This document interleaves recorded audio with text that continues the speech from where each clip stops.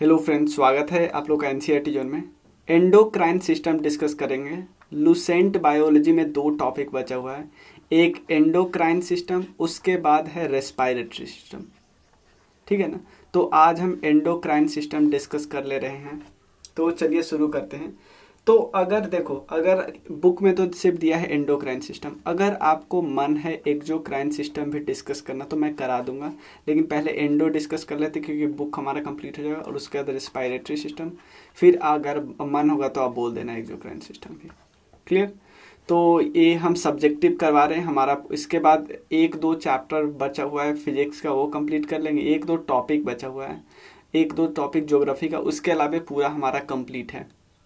तो सब्जेक्टिव तो हम कर ले रहे हैं, ऑब्जेक्टिव भी हम कर रहे हैं। ऑब्जेक्टिव में जैसे हमारा इंडियन ज्योग्राफी कंप्लीट हो चुका है, बायोलॉजी का एक मेजर पोर्शन कंप्लीट हो चुका है, उसके अलावे हम एंशिएंट हिस्ट्री और इन्वायरमेंट एंड इकोलॉजी ये भी साथ साथ लेके चल रहे हैं। राकेश यादव सर में ancient history, modern history, polity complete है, केमिस्ट्री स्टार्ट हो गया। तो आप इस कोर्स को ज्वाइन करने के लिए इस नंबर पर मैसेज कर सकते हो। बहुत सारे मैंने लेक्चर डाले हैं, आप देख भी सकते हो इससे रिलेटेड। क्लियर। इसी तरह अगर आप सब्जेक्टिव कोर्स करना चाहते हो, लुसेंट तो हमारा हो ही गया है, इसके अलावे भी अगर आपका मन है क्राउन इसलिए मैं थोड़ा रेफ़र करता हूँ क्योंकि काफ़ी रिवीजन ओरिएंटेड है, मतलब काफ़ी स्टूडेंट फ्रेंडली है, बहुत ऑर्गेनाइज दिया हुआ है। और ये जो कोर्स आप लोगे उसमें कोई ऐड वैड नहीं होता, डाउट आप पूछ सकते हो, कोई भी रिलेटेड डाउट हो वो पूछ सकते हो। पीडीएफ आपको मिलेगा एक्स्ट्रा इन्फॉर्मेशन के साथ। तो चलिए शुरू करते, आप इस नंबर पे कांटेक्ट कर लेना। तो चलिए, दो क्राइन सिस्टम है, एंडोक्राइन और एक्सोक्राइन सिस्टम। तो दोनों में डिफरेंस क्या होता है सबसे पहले समझिए। एक्सोक्राइन सिस्टम के पास अपना क्या होता है, एक्सोक्राइन सिस्टम के पास अपना डक्ट होता है। डक्ट का मतलब होता है एक नली होता है, नली। अगर भाई आपके पास कोई चीज़ को निकलना है बाहर, अगर किसी एंजाइम को, मान लो एंजाइम को, सिर्फ सबसे पहले समझिए एक्सोक्राइन सिस्टम से क्या निकलता है। एक्सोक्राइन सिस्टम से निकलता है एंजाइम। एंडोक्राइन सिस्टम से क्या निकलता है, हार्मोन। तो सिंपल समझिए, जो ग्लैंड होते हैं, ग्लैंड से दो चीज़ निकल सकता है, या तो हार्मोन निकलता है या तो एंजाइम निकलता है। तो जो एक्सोक्राइन सिस्टम होता है उससे क्या निकलता है, एंजाइम। जो एंडोक्राइन सिस्टम होता है उससे निकलता है हार्मोन। ऐसे भी ग्लैंड है जिससे दोनों चीज़ निकलता है, जिसको हम मिक्स्ड ग्लैंड बोलते हैं। मिक्स्ड ग्लैंड का एग्जाम्पल है पैनक्रियाज, वो भी हम लास्ट में आपको डिस्कस करेंगे। अभी हम वो डिस्कस कर लेते हैं जो हमारे बुक में दिया है। कौन दिया है, एंडोक्राइन सिस्टम बुक में दिया है। अब खुद समझिए, जो एक्सोक्राइन सिस्टम है उसके पास अपना एक सेपरेट नली है, निकलने के लिए नली है। तो भाई उसके पास सेपरेट नली है, डक्ट है, तो उसको ब्लड में मिक्स होने की क्या ज़रूरत भाई। अपने जैसे आंसू हमारा कैसे निकलता है, एक सेपरेट नली है, उसको थोड़ी ब्लड में होकर निकलना है। जैसे हमारे शरीर से पसीना निकलता है, पसीना निकलने के लिए सेपरेट एक नली है, हमारे बहुत सारी नली है शरीर के में जिससे वो पसीना निकलती है। तो एक्सोक्राइन ग्लैंड से जो एंजाइम निकलते हैं उसको कहाँ कोई ज़रूरत है ब्लड में मिक्स होने, भाई उसके लिए स्पेशल रास्ता बनाया गया है ना, तो वहाँ से निकलेगा।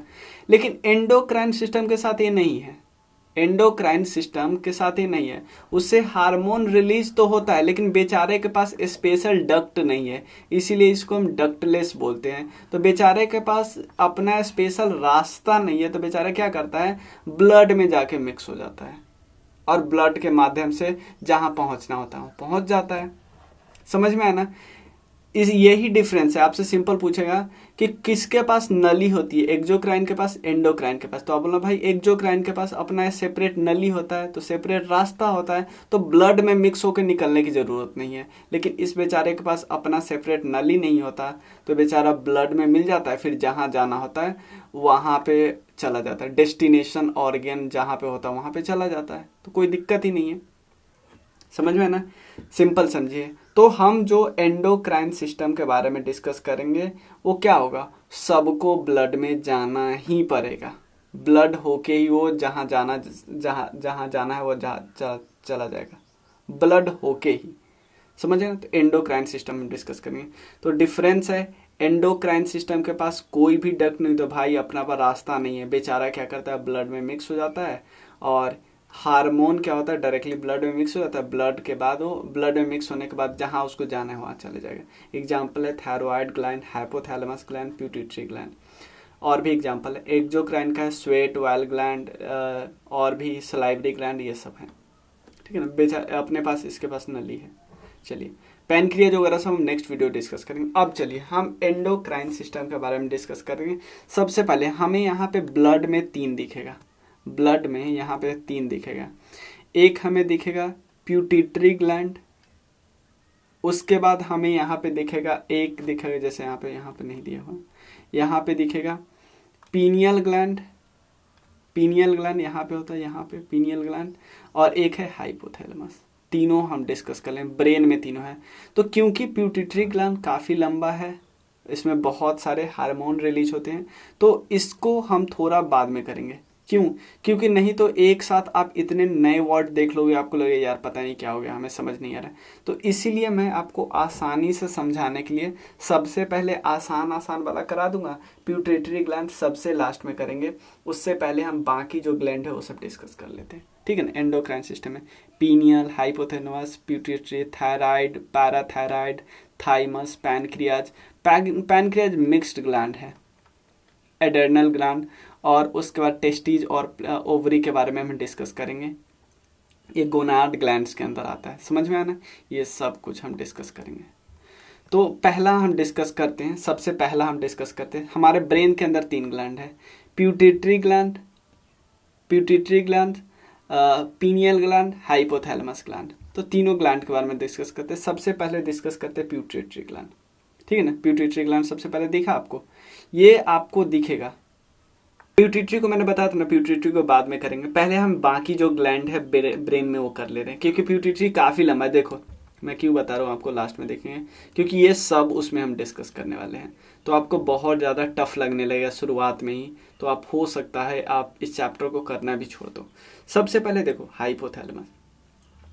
हाइपोथैलेमस, इसको हम एक और नाम देते हैं, नर्वस ग्लैंड भी बोलते हैं, नर्वस ग्लैंड। क्योंकि ये क्या करता है पता है, ये सारे जो एंडोक्राइन ग्लैंड जो है ना उसको कंट्रोल करता है, एंडोक्राइन ग्लैंड को कंट्रोल करता है, बाकी सारे कोई दिक्कत नहीं। ब्रेन में 3 ग्लैंड है, प्यूटिटरी, पीनियल और हाइपोथैलेमस। तो हाइपोथैलेमस का हमने देख लिया कि हाइपोथैलेमस को हम नर्वस ग्लैंड भी बोलते हैं, ये सारे ग्लैंड को, सारे एंडोक्राइन ग्लैंड को कंट्रोल करता है। कोई दिक्कत है? चलिए, तो हमारा ये हो गया, हाइपोथैलेमस हो गया। चलिए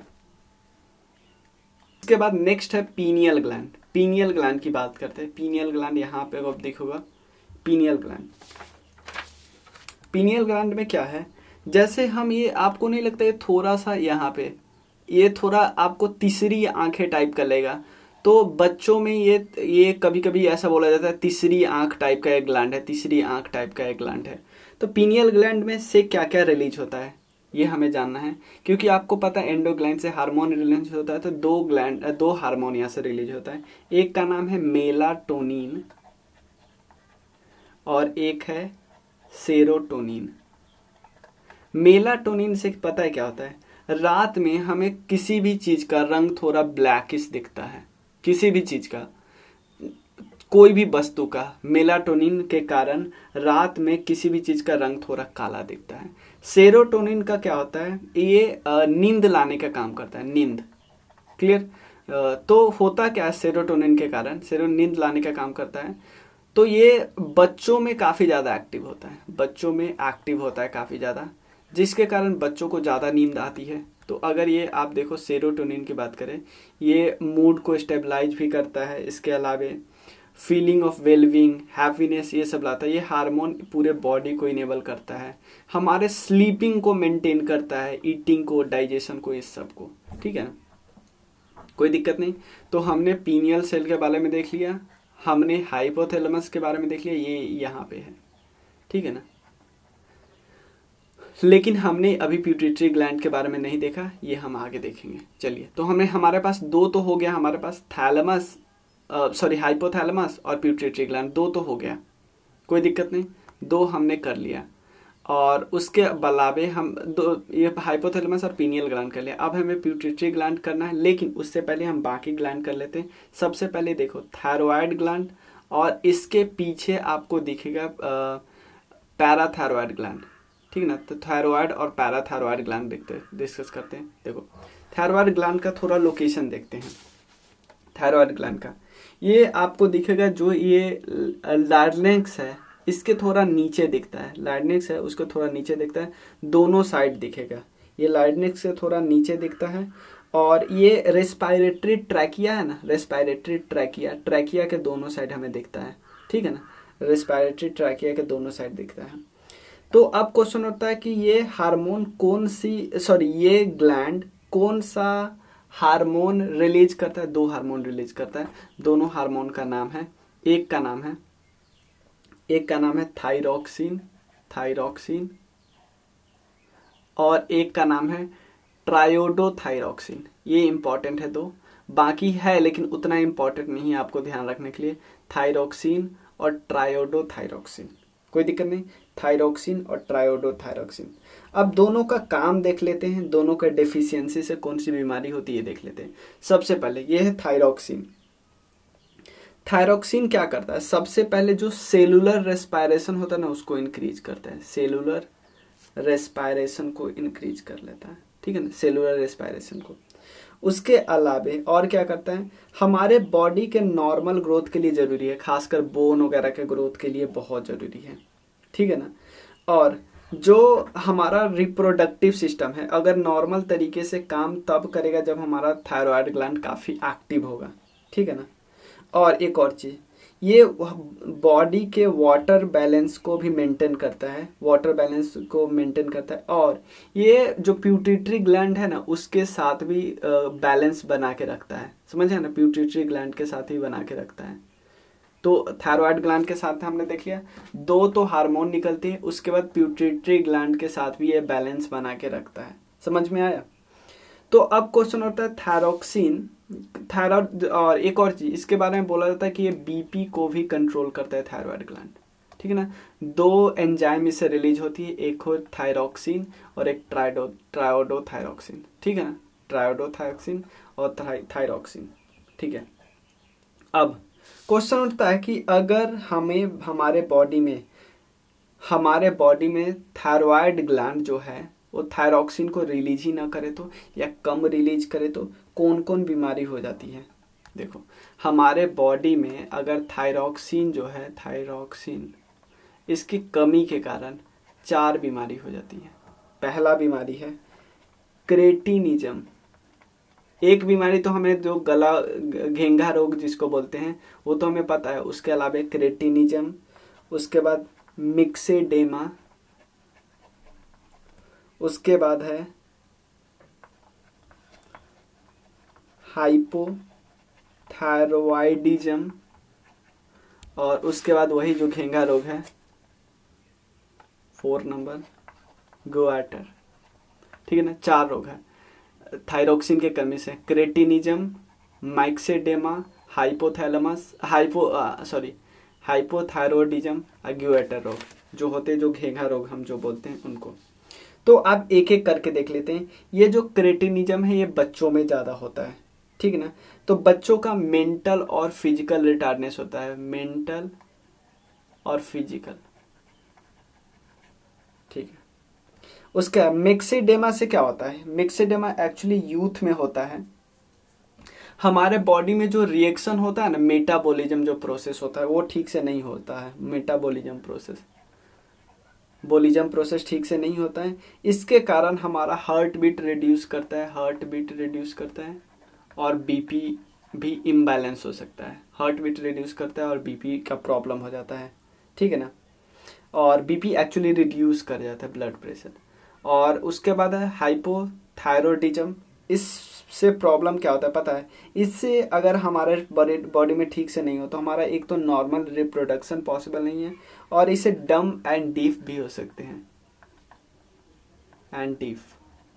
उसके बाद इससे तो आपको पता ही है, इससे जो हमारे बॉडी में ये हो जाती है, हमारे बॉडी में घेंघा रोग हो जाता है। इसका मेन प्रॉब्लम है आयोडीन की कमी से। आयोडीन हमारे कमी में, शरीर में कमी होगी, आयोडीन कमी होगी तो उतना ज़्यादा जो थायरॉक्सिन है वो रिलीज नहीं होगा, उसके बाद ये प्रॉब्लम हो जाती है। तो इसीलिए सॉल्ट में आयोडीन का मात्रा रखना कंपल्सरी है, ठीक है ना, कोई दिक्कत नहीं ना। कौन कौन थायरॉक्सिन की कमी से कौन कौन बीमारी हो जाती है? थायरॉक्सिन की कमी से क्रेटिनिज्म, मिक्सेडेमा, हाइपोथायरॉयडिज्म, गुआटर रोग, ये आयोडीन की कमी से भी होती है।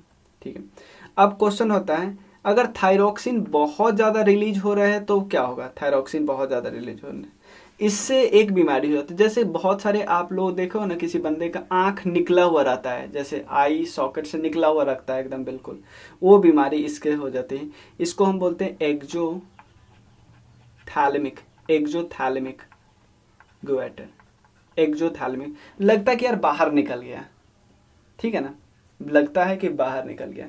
अब एक और है, थायराइड ग्लैंड तो हमने देख लिया। थायराइड के जस्ट पीछे, ध्यान देना, थायराइड के जस्ट पीछे होते हैं पैराथायरॉयड, थायराइड के जस्ट पीछे होते हैं parathyroid gland. Clear? Parathyroid gland होता है थायराइड के जस्ट पीछे, पैराथायरॉयड ग्लैंड। ये क्या करता है? क्योंकि आपको पता है प्यूटिटरी ग्लैंड है, प्यूटिटरी ग्लैंड जो है वो बॉडी के और बाकी सारे पार्ट को, देखो हाइपोथैलेमस तो पूरा सबको कंट्रोल करता है, लेकिन प्यूटिटरी ग्लैंड भी बाकी सारे ऑर्गन को कंट्रोल करता है। लेकिन पैराथायरॉयड ग्लैंड है ना, पैराथायरॉयड ग्लैंड, इसको प्यूटिटरी ग्लैंड कंट्रोल नहीं करता है। समझ में आया? पैराथायरॉयड ग्लैंड, पैराथायरॉयड ग्लैंड को कंट्रोल नहीं करता है प्यूटिटरी ग्लैंड, याद रखना है। आप देखो, अब हमें एक चीज क्या करना है, हाँ, पैराथायरॉयड ग्लैंड ये क्या करता है? पैराथायरॉयड ग्लैंड हमारे बॉडी में कब सिक्रीट करना बंद हो जाता है, कम कर देता है? पैराथायरॉयड ग्लैंड से दो हार्मोन रिलीज होती है, एक का नाम है पैराथायरॉयड हार्मोन, सॉरी, और दूसरे का नाम है calcitonin. Parathyroid hormone calcitonin, parathyroid hormone calcitonin. तो पैराथायरॉयड हार्मोन से क्या होता है? अगर हमारे बॉडी में कैल्शियम की डेफिशिएंसी हो जाती है, हमारे बॉडी का ब्लड में कैल्शियम की कमी हो जाती है, तो ये रिलीज होने जाता है। तो आप बोलोगे भैया कैल्शियम की एक्सेस होगी तो ये रिलीज होगा, समझ नहीं? कैल्शियम की कमी तो ये हार्मोन रिलीज, कैल्शियम ज्यादा तो ये हार्मोन रिलीज, ठीक है ना। मतलब कैल्शियम अगर एक्सेस है तो नाम से भी कैल्शियम एक्सेस, तो कैल्सीटोनिन कहाँ से रिलीज होता है? पैराथायरॉयड ग्लैंड से। अगर कैल्शियम की कमी हो तो कौन सा रिलीज होता है? पैराथायरॉयड ग्लैंड ही। तो आप सिंपल सकते हो, पैराथायरॉयड ग्लैंड क्या करता है? कैल्शियम को कंट्रोल करता है। ज्यादा है तो कोई और रिलीज कर देता है कैल्सीटोनिन, और कम है तब पैराथायरॉयड हार्मोन रिलीज कर देता है। समझ में आया ना? दो हार्मोन रिलीज करता है। तो इसका मतलब पैराथायरॉयड ग्लैंड का सिंपल एक काम है, क्वालिटी ऑफ कैल्शियम को कंट्रोल करना, कि भाई ज्यादा है तो ये कर दो, कम है तो ये कर दो। समझ में आया ना? कोई दिक्कत नहीं। चलिए नेक्स्ट हम डिस्कस करते हैं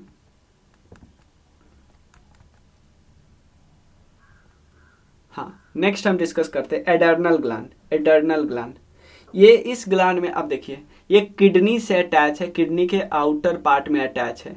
लेकिन एडर्नल ग्लैंड में भी किडनी से चिपका पड़ा ना, इसमें भी दो पार्ट होता है, एक होता है कॉर्टेक्स और एक होता है मेडुला। जो अंदर होता है ना, ध्यान देना, एडर्नल ग्लैंड आउटर सरफेस है, उसके जस्ट नीचे, मतलब सबसे अंदर है मेडुला और उसके बाहर है cortex. Medulla cortex, medulla cortex, समझे ना? इस तरह ये देखो, ये है मेडुला और आप बाहर है कॉर्टेक्स, ठीक है ना। सबसे बाहर तो कैप्सूल होता है।